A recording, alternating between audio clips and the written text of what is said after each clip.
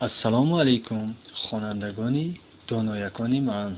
درس نوبتی ما از فن متماتیکا برای خوانندگان صنف یکم. موضوع امروزی ما حل مثال‌های 5 و 9.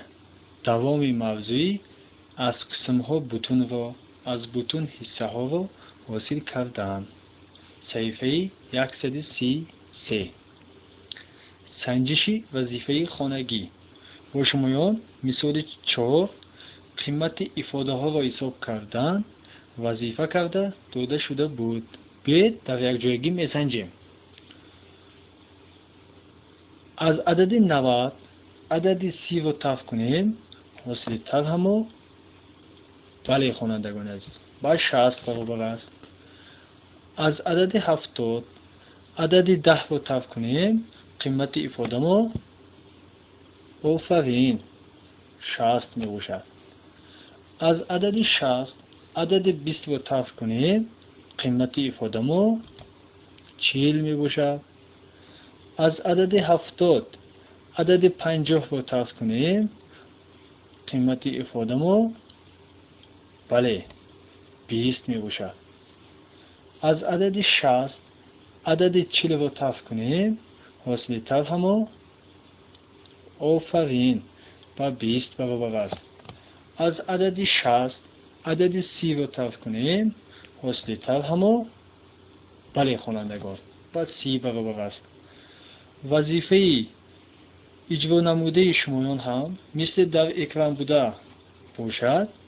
درست آفرین. مسئله 5. در باغچه بچگانه 30 کیلوگرم پیاز و از آن 27 کیلوگرم زیاد کارتوشکا آوردند. افاده های زیرین چرا میفهماند؟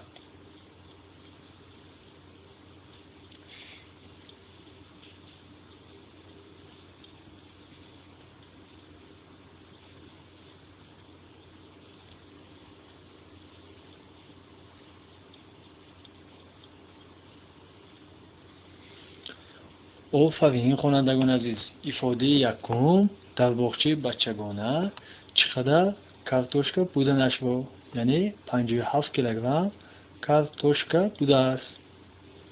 افاده دوم باشد همگی 87 کیلوگرم در باغچه بچگانه پیاز و کارتوشکا بودنش با میفهماند. بله آفرین. خوانندگان عزیز اکنون فکر کنید، جستجو کنید و یابید. در این شکل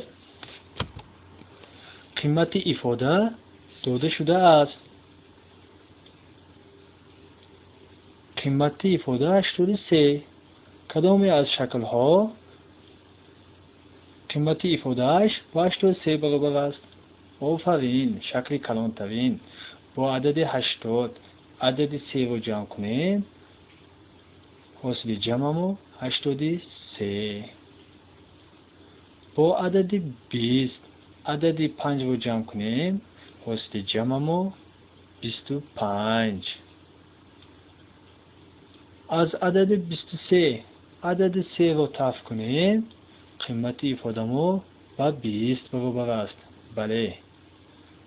از عدد 8 با عدد 8 عدد 2 رو جمع کنیم. حاصل جمع ما با 10 برابر است. از عدد 9 صفر رو طرح کنیم. حاصل طرح ما با 9 برابر است. آفرین. خوانندگان عزیز با رسم نگاه کنید. با پسر بچه ها نام گذارید. بیاید در یک جایگی نام میگذاریم. احمد در بالای درخت احمد. در زیر درخت باشد شهرزاد. احمد و شهرزاد چیکار کرده ایستادند؟ آفرین خوانندگان عزیز. احمد و شهرزاد با پرندگان خانچه ساختهشان را شنونده ایستادند. خوانندگان عزیز، احمد و شیرزاد کارو خوب کرده ایستادند یا که بد؟ بله خوانندگان عزیز، اینها کار خوب کرده ایستادند. شمایان هم پرنده ها را دوست می دارید؟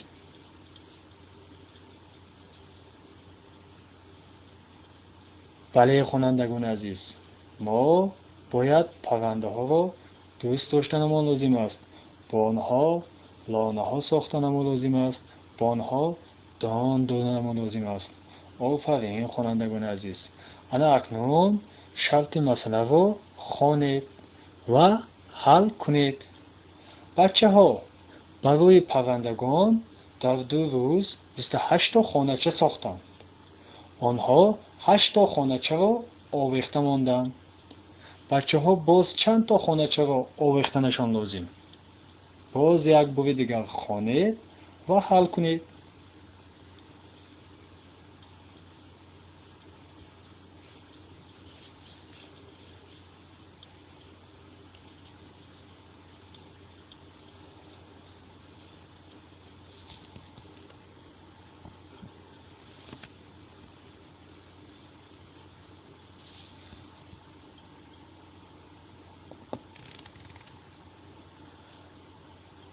آفرین خوانندگان عزیز. همگی خانچه ساختند 28 تا. خانچه های آویختنشون 8 تا. باز آویختنشون لازم. بله خوانندگان عزیز، 20 تا. جواب 20 تا می باشد. آفرین خوانندگان عزیز. مثال 8. تربوز به چند حصه جدا کرده شده است؟